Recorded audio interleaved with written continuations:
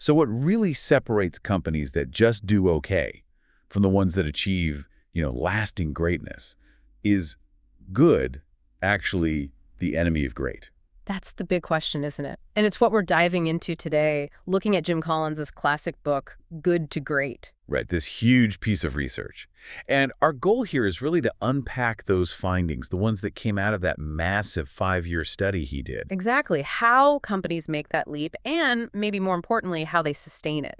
We want to give you a shortcut to understanding these, well, often pretty counterintuitive ideas. And our main source is, of course, the book itself, Good to Great. It's famous for how rigorous the research was. Oh, definitely. They didn't just look at winners. They compared the good to great companies very carefully against others, the comparison companies that didn't make the jump or fell back. Which is crucial for finding real patterns, not just coincidences. And here's where it gets really interesting right off the bat. The companies that made the leap, they weren't necessarily the big, flashy names everyone talked about. Not the GEs or the Coca-Colas. Nope. Often they were, well, kind of dowdier names. Think Fannie Mae or Walgreens, maybe Kimberly-Clark. That's fascinating because it really challenges who we think is successful, right? It suggests maybe quiet consistency beats market hype. It absolutely does. These less celebrated companies just quietly outperformed the market darlings over the long haul. Really? It really flips conventional wisdom, and that starts right at the top with leadership. Yeah, the first big surprise from Collins was about the leaders. He calls them level 5 leaders, and they're not what you might picture. Not at all. Forget the huge ego, the celebrity CEO. Level 5 leaders have this strange mix, this paradox of intense personal humility on one side and just ferocious professional will on the other.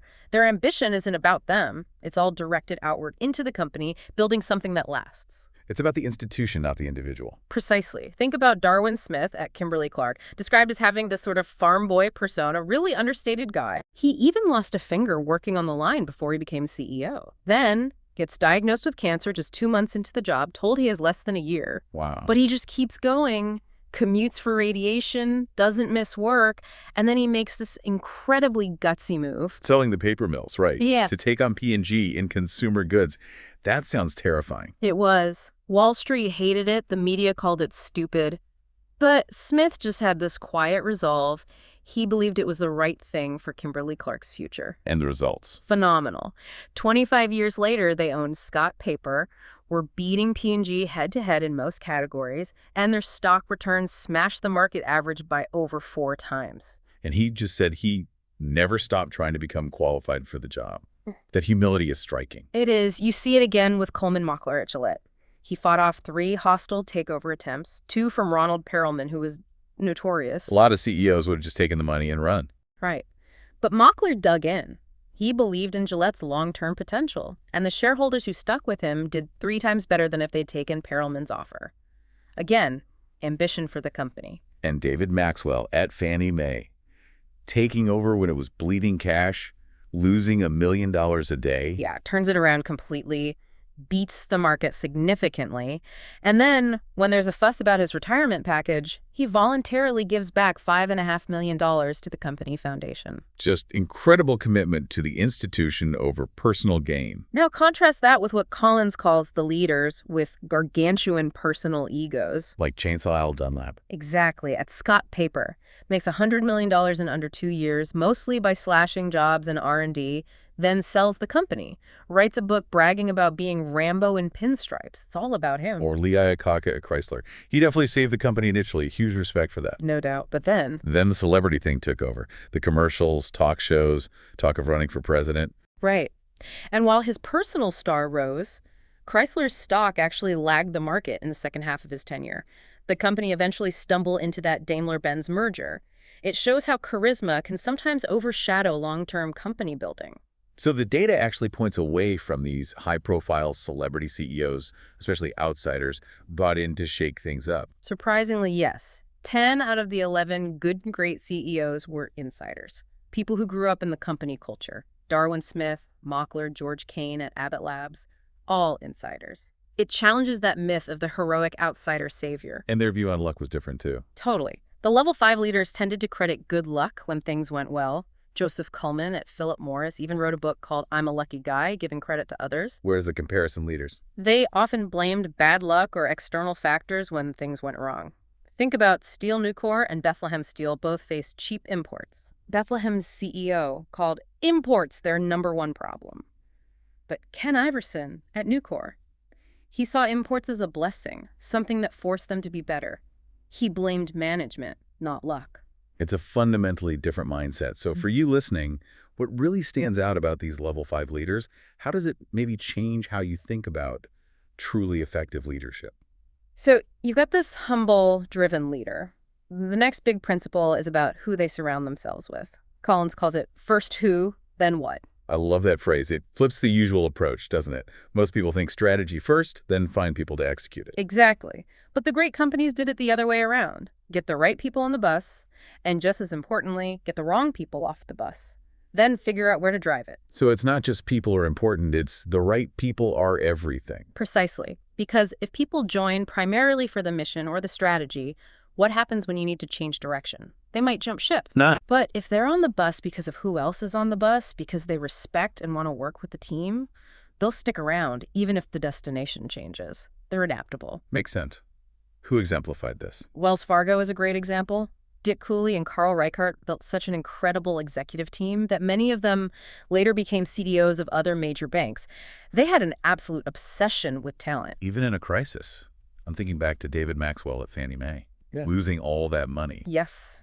Even then, his first priority wasn't some grand turnaround strategy. It was getting the right management team in place. He interviewed everyone, made tough calls, and then they figured out the strategy together. That takes discipline. It does.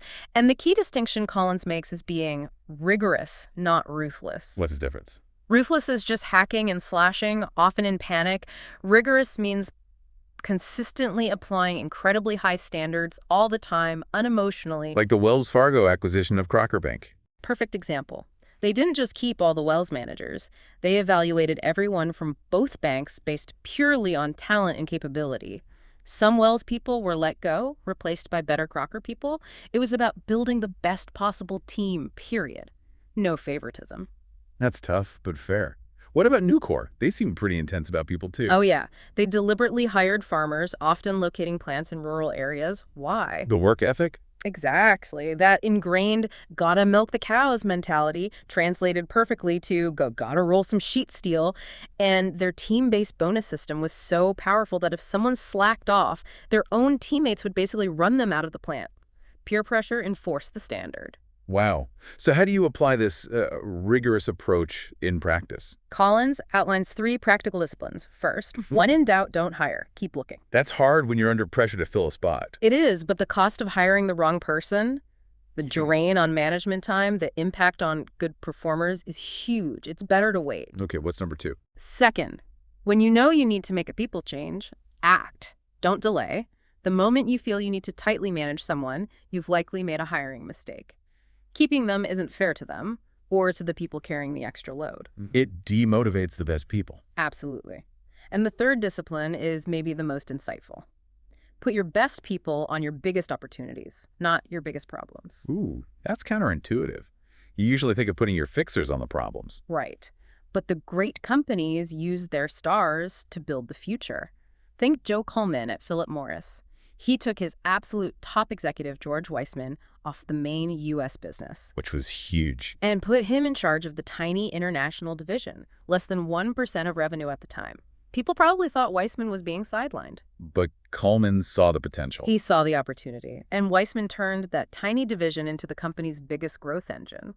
Marlboro became #1 worldwide before it was #1 in the U.S. because of that move. That's incredible. And the passion these people had. Weissman called his time there the passionate love affair of my life. Yeah.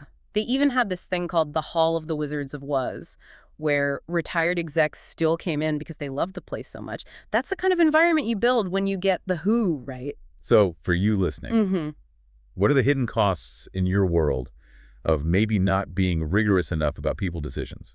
And are your best people tackling your biggest opportunities? Okay, so we have the right leaders, the right people. The next step is facing reality squarely. This is the principle.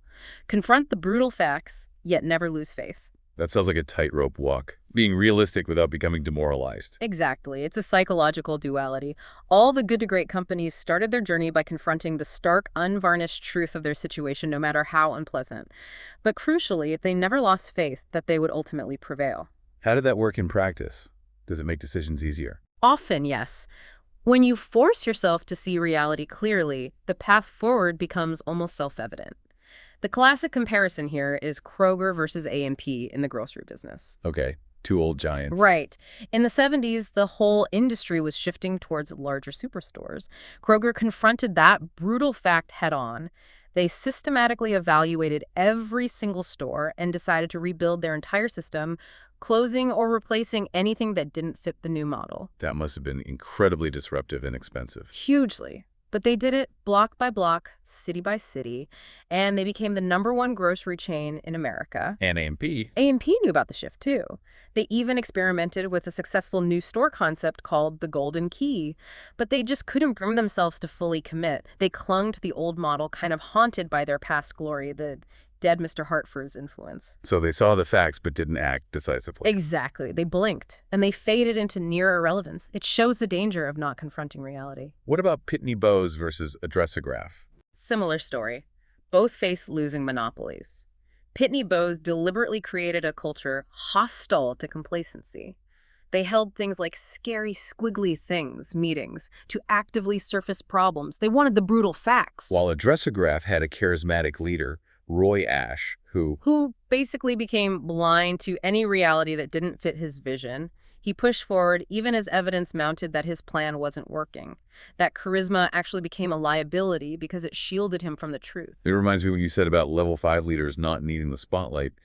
Maybe strong charisma can get in the way of seeing clearly. Collins argues it definitely can. He points out that even someone as charismatic as Winston Churchill made sure he had advisors who would give him the unvarnished truth during World War II, creating a special statistical office for just that purpose. So how did the good to great leaders get the truth? Often through a kind of Socratic leadership. They ask questions, lots of questions. Why? Not to blame and manipulate, but purely to understand. Alan Wurtzel at Circuit City was known for this. Ken Iverson at Nucor encouraged fierce, almost violent debates among his team. Heated arguments, but focused on the issues, not personalities. Exactly.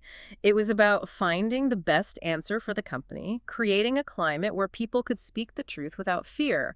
And when things went wrong, like Philip Morris's failed acquisition of 7-Up. They didn't sweep it under the rug. No, they did an autopsy without blame. CDO Joe Coleman took personal responsibility and even gave credit to the people who argued against the deal initially. It was about learning, not finger-pointing. That requires incredible psychological safety. It does, and this all ties into the Stockdale paradox, named after Admiral Jim Stockdale, who was a POW in Vietnam for 8 years. And Hanoi Hilton. Yep. Terrible conditions. Horrific, tortured repeatedly. But Stockdale said the prisoners who didn't make it were often the optimists, the ones who thought, we'll be out by Christmas. And then Christmas would come and go. They lost hope. They died of a broken heart. Stockdale found you had to combine unwavering faith that you would prevail in the end with the discipline to confront the most brutal facts of your current reality right now. That duality again. Faith and facts. Exactly. And all the good to great companies had this. Kimberly-Clark facing P&G, holding a moment of silence for their competitor, but seeing them as an asset to make them stronger. Or Fannie Mae using their near-death experience under Maxwell, not just to survive, but to completely reinvent themselves around risk management, becoming way more powerful. They confronted the brutality, but never lost faith they could build something great on the other side. So for you listening, when you face tough times, do you lean more towards confronting the hard truths or maintaining faith? How can you cultivate both in your own challenges? Okay, so they have the right people, they're facing facts. But how do they find that single unifying direction? That leads us to the hedgehog concept. Ah, the hedgehog and the fox parable. The fox knows many things, darts around, but the hedgehog knows one big thing and does it well. Exactly. Great companies, Collins found, are like hedgehogs. They simplify a complex world into a single, organizing idea, their hedgehog concept that guides everything. It's about profound clarity. And it's not just any idea. It has to sit at the intersection of 3 specific circles, right? Yes, 3 overlapping circles. Circle 1, what can you be the best in the world at? And just as importantly, what can you not be the best at? This isn't just about competence, it's about potential for true global excellence. Okay, best in the world. What's circle two? Circle two, what drives your economic engine? What's the single key metric, the denominator of like profit per X that has the most significant impact on your long-term economic health? Profit per X. We'll come back to that. And the third circle. Circle three, what are you deeply passionate about? What work do you love doing so much that you'd want to keep doing it regardless? The passion has to be genuine. So where those three overlap, best in the world, potential, economic driver, and deep passion, that's your hedgehog concept. That's the sweet spot. Walgreens is a perfect example. Their concept boiled down to be the best, most convenient drugstores with high profit per customer visit. Simple, clear, powerful. And they executed it relentlessly. With fanatical consistency. Clustering stores for maximum convenience, like 9 stores in 1 square mile in San Francisco. Pioneering drive-through pharmacies. Everything aligned with convenience and profit per visit. Contrast that with Eckerd, their comparison, which chased diversification all over the place. It wasn't just about being good at something, but best. Like Abbott Labs. Right. They realized they probably couldn't be the best pharmaceutical company overall. Merck was just too dominant. But they could be the best in the world at creating products that contribute to cost-effective healthcare. A subtle but crucial distinction based on their unique strength. And that economic denominator, the profit per X, seems critical. Absolutely. It provides piercing insight. For Walgreens, it was profit per customer visit. For Wells Fargo, in a deregulated banking world, it became profit per employee. Okay. For Fannie Mae, it was a really insightful one. Profit per mortgage risk level.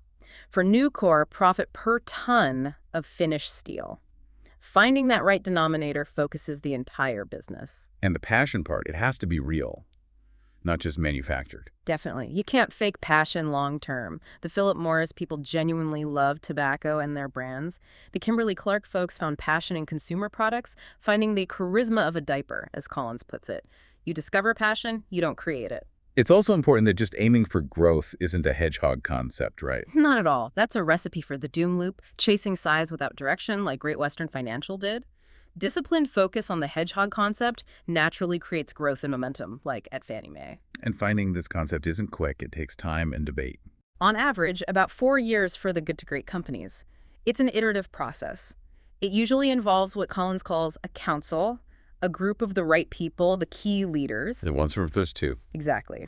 Meeting regularly, debating fiercely, asking the tough questions based on the 3 circles, until the understanding emerges. It's not a single workshop. It's a sustained effort. And when they found it, it wasn't necessarily a big aha moment. Often not. More like a quiet ping of truth, a sense of self-evident clarity, like, of course this is what we do. No bravado needed. Like the triathlete Joanne Ernst calmly saying she could win the Ironman, she just knew. So for you listening, think about your own work or organization. What could be your hedgehog concept? If you really knew what you could be the best at, what drives your economics, and what you're passionate about, what would you stop doing right now? Okay, so once you have that clarity, that hedgehog concept, how do you sustain the momentum? This brings us to 2 final intertwined ideas: building a culture of discipline and using technology as an accelerator. Let's start with the culture of discipline. This isn't about rigid bureaucracy, is it? No, quite the opposite. It's about having self-disciplined people who don't need to be managed closely. They operate with freedom, but within the clear framework of the hedgehog concept. You manage the system, not the people. How did companies build that? Abbott Labs is a great example with their responsibility accounting. Every single manager, down to the product level, was essentially running their own business, accountable for their return on investment. It created entrepreneurial drive within a disciplined structure. Freedom and responsibility within the framework. Exactly. And this discipline has to start at the very top. Think of Carl Reichardt at Wells Fargo rinsing his own cottage cheese. That's a vivid image. Freezing executive salaries, getting rid of the fancy dining room and corporate jets. Right. Even picking stuffing out of his own worn-out chair during meetings. It sent a powerful message. Discipline applies to everyone, especially those at the top. Compare that to Bank of America executives clinging to their perks while the bank struggled. The contrast is stark. It builds credibility. And part of this discipline is deciding what not to do. The stop doing list. Absolutely crucial. It's about focus. Kimberly-Clark unplugging from paper industry groups to reinforce their commitment to consumer products is a prime example. Saying no to things outside the hedgehog concept is a core discipline. Which connects nicely to the role of technology. It's not the source of greatness, but an accelerator. Precisely. This was a huge finding. The good to great companies were often pioneers in applying technology, but only after they were clear on their hedgehog concept and had started building momentum. Technology served the concept, it didn't create it. So they didn't just jump on every new tech trend. No, they were very selective.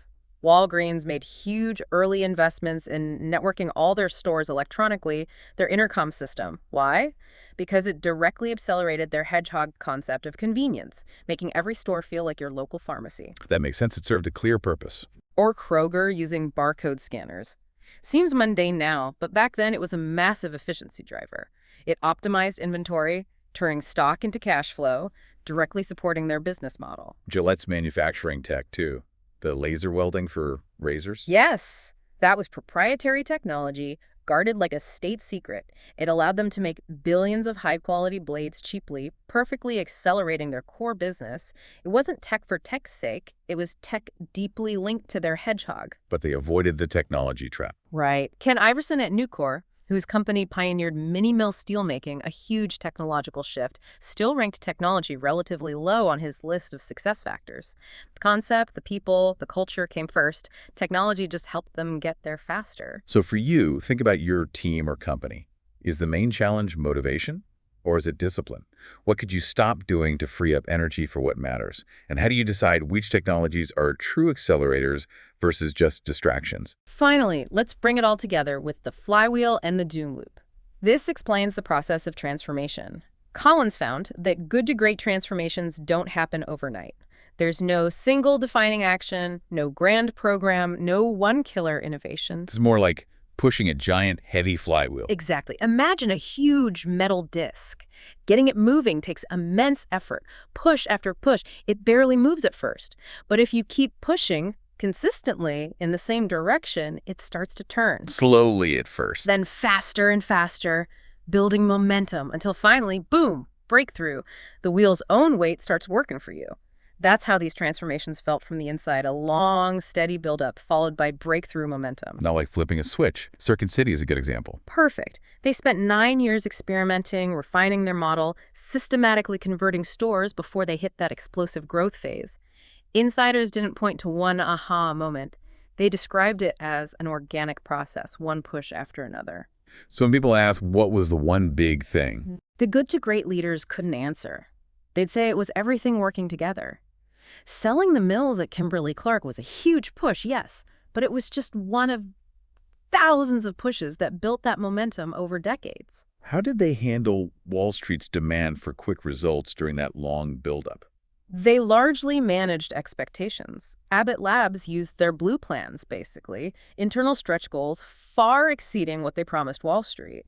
They'd consistently underpromise and overdeliver, using the excess earnings to fund the next push on the flywheel. Building credibility through results. Exactly.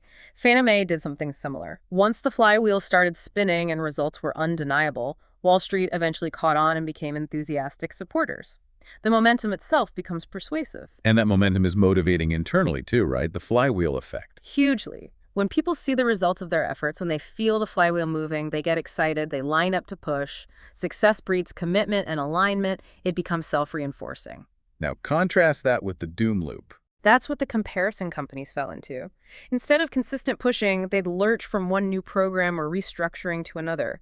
Big fanfare, new slogans, new leaders, but no sustained momentum. Like Warner Lambert. Classic case. Multiple CEOs, multiple major restructurings, slashing jobs, but never finding a clear direction, never building that cumulative force. Just reaction after reaction, often driven by desperation. And they often tried to use big acquisitions to jumpstart things, like trying to buy their way to greatness. Yes, a common doom loop pattern, making large, splashy acquisitions before achieving clarity or momentum, hoping it will magically fix things. It rarely works. Whereas the good to great companies used acquisitions differently. Totally. They typically made acquisitions after their flywheel was already spinning fast, using them as accelerators to push it even harder in the direction they were already going. It was strategic, not reactive. A fundamentally different approach. So for you listening, think about your work, your projects, even your personal goals. Yeah. Are you consistently pushing a flywheel in one direction?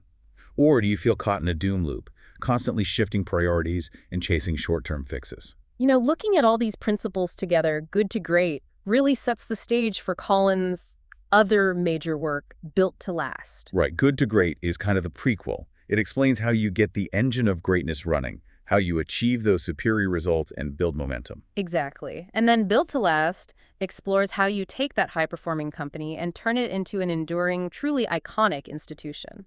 One with a core ideology, a purpose beyond just profit, something designed to last for generations. So first achieve greatness, then build to last. That's the idea. And as we wrap up, it's worth revisiting that fundamental question from the book. Why bother striving for greatness? Why go through all this effort? It's a lot of work building that flywheel. It is. Colin tells a story about a cross-country coach whose team achieved greatness.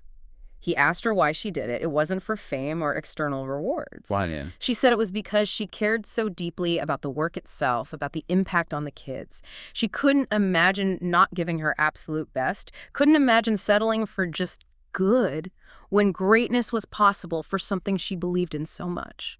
That's powerful. It shifts the question. It really does. Maybe the ultimate question isn't why greatness, but what work matters so much to you that you feel compelled to pursue greatness? What work makes you feel like settling for anything less would be, well, just unimaginable? Find that work, find that passion. And often the how-tos, the principles we've talked about today, will start to fall into place. We really encourage you to think about these ideas, level 5, first 2, brutal facts, hedgehog, discipline, flywheel, and see how they might apply not just in business, but in whatever pursuits matter most to you.